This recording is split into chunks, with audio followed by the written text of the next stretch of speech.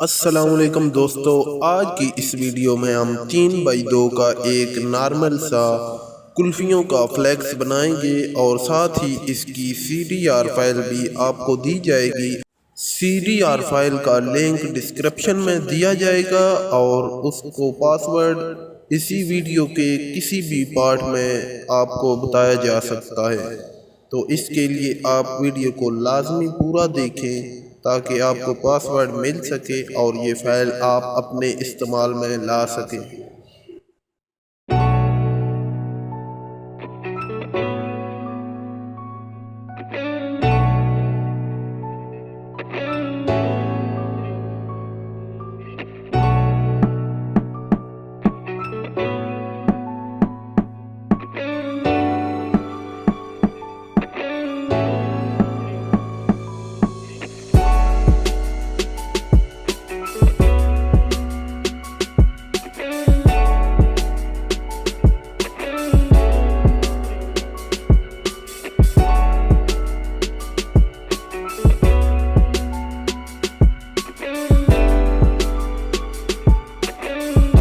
Password 6606।